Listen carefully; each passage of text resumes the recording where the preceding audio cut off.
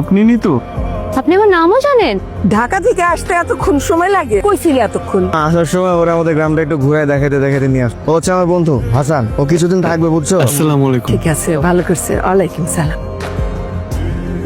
নিতু, আসি মা।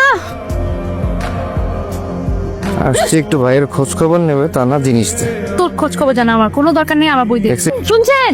একটু উঠে খেয়ে নিয়ে বাসায় কথা বলার মতো কোনো মানুষ থাকে না, বই পড়ি কথা বলার মানুষ পেলে কথা বলতেন। হয়তো। ভাইয়া আপনি আসছেন না খেয়ে যাবেন, এটা কি হয় নাকি? না আজকে আর হবে না, আজকে একটু অন্য ব্যস্ততা আছে। আজকে না, ও আর একদিন আসবো। এই লোকটাকে ওনার সাথে আমার বিয়ে ঠিক হয়েছে।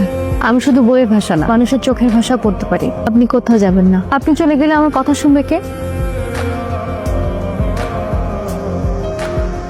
গেলাম বা আমি তো আমার আব্বা আমার অনেক বুঝাইছিলাম, ওই জন্য জেনে গেছে আপনার মেয়ে কথা কইতে পারেন, বলে তুই তো কয়েকদিন পরে চলে যাবি, তখন এই মেয়ের কি হবে? এমনকি আমাদের বাড়ির আশেপাশের লোকজনও জেনে গেছে। তার থেকে ভালো এই সম্পর্কটা আর দরকার নাই, গেলাম না।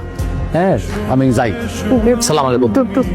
তুমি অফলান তো বিয়েটা ভেঙে গেল। মা টেনশন করে না মা, কিচ্ছু হবে না মা, কিচ্ছু হবে না। এটা বড় কিছু না মা, ঠিক হয়ে যাবে সব কিছু। আসলে মানুষের জীবনটা ঘটনাবহুল, এখানে সুখ থাকে, দুঃখ থাকে, আবার কিছু ঘটনা মানুষকে নতুন করে বাঁচার আশা জাগায়। আপনি ভেঙে পড়বেন না প্লিজ। আমি কালকেই চলে যাচ্ছি। আমরা মানুষের মন থেকে অনেক কিছুই চাই, নিয়তি বলতে একটা কথা আছে। আমার নিয়তি আমাকে এখানে নিয়ে এসেছিল, জানি না সামনে কি আছে। আপনি ভালো থাকবেন, আসি। একটা মানুষের অভ্যাস হয়ে চলে যেতে চাইলে কি তাকে চলে যেতে দেব?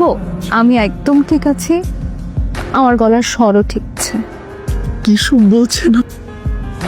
এসব কিছু আপনার জন্য করা, কিছুই কি বোঝেন না?